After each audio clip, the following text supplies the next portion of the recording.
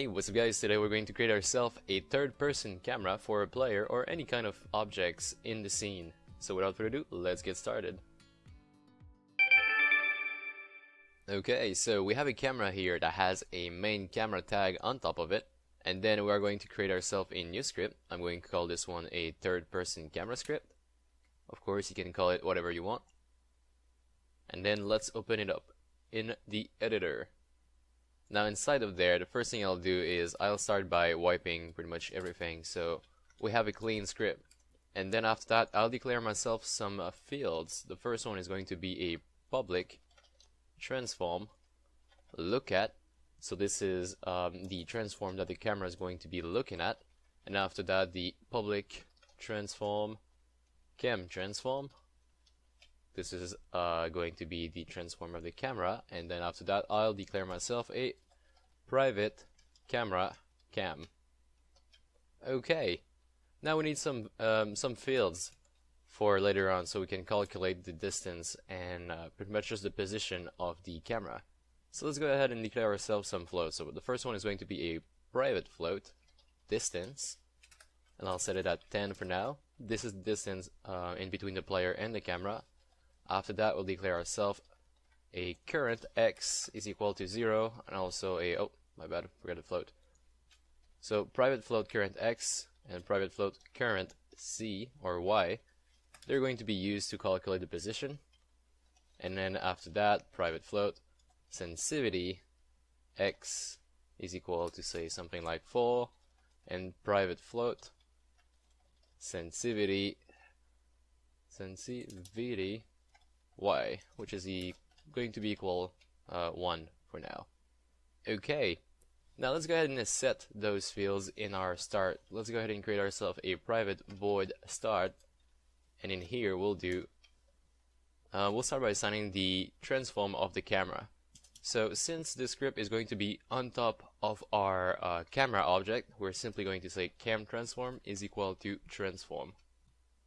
Now after that, we can say cam is equal to camera dot main, and this is going to get the, well, it says it right there.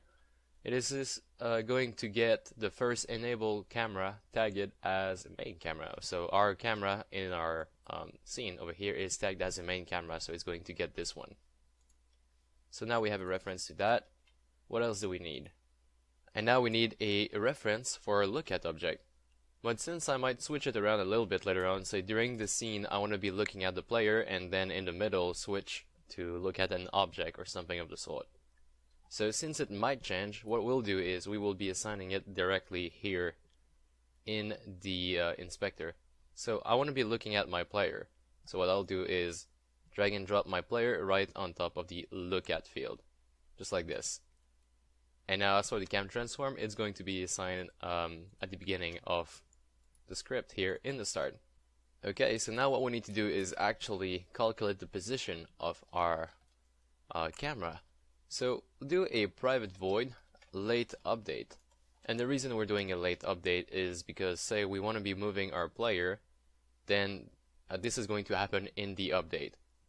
After the movement of the player is done, then we can calculate the position of the camera, because they're codependent. So if the player moves, the camera should be moving as well.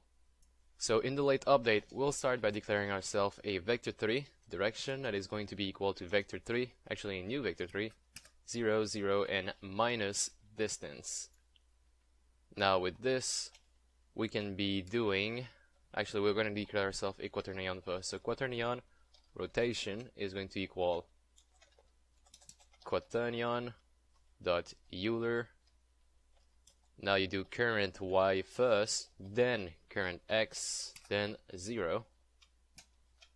And just below that, we can use all we just calculated to move the transform. So cam transform dot position is now equal to the look at position plus rotation times direction. So basically what happens here is that we put the camera on top of the player, then we apply the rotation, and times the direction. It's a little bit difficult to explain like that, but basically we just put the camera in the center Then we got the angle at which the player is looking at, and we threw the camera behind that angle, so minus distance. Okay, so with that in mind now, let's go just see in game if it seems to work. Press play. And as you can see, we are in fact behind the player, so it is working. Now we want to be able to move with the camera, so we need some way to input that. So we'll go ahead and say private void update. And in here we need to affect the current X and current Y value. So what we'll do is say current X is plus equal to, say, input.get. I'll do get axis actually. And now we'll go see what we have in the get axis for us. So edit, project settings, input, and mouse scroll wheel. So I'll be using this one. Actually, not the mouse scroll wheel, but the mouse X. So I'll be using mouse X. So current X plus equal get axis mouse X. And then after that, we'll do current Y plus equal get axis mouse Y. Okay. Let's try this out in game. Press play. Now as I move my mouse around, you can see that I'm orbiting the player. If we put the two scenes just like that,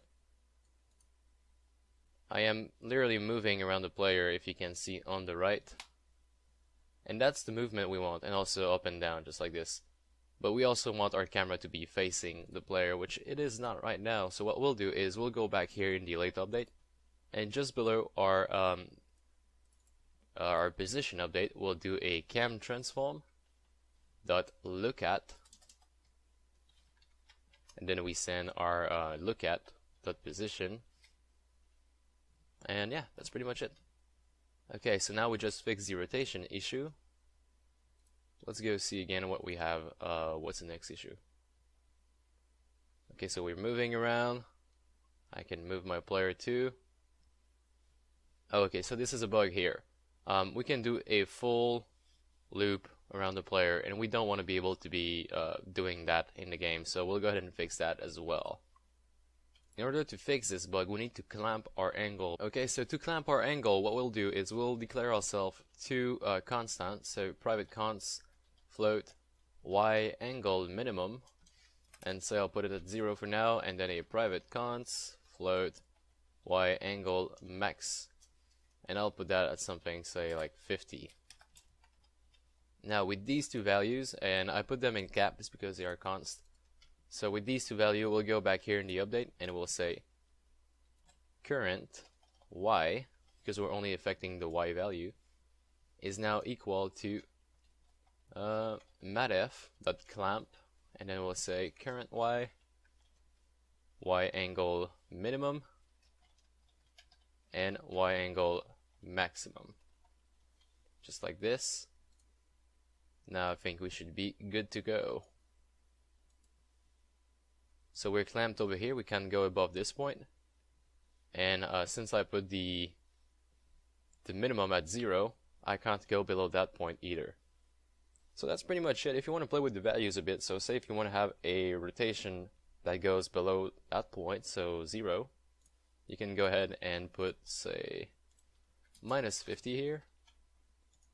Press play. And now as you can see, I can go below that point. So 50 and minus 50. Alright guys, so this was pretty much it for this tutorial. If this was helpful to you, please leave it a like. Also, if you have any question or comment, please leave them in the comment section below. And subscribe for more of these tutorials. Thanks for watching, and I'll see you next time.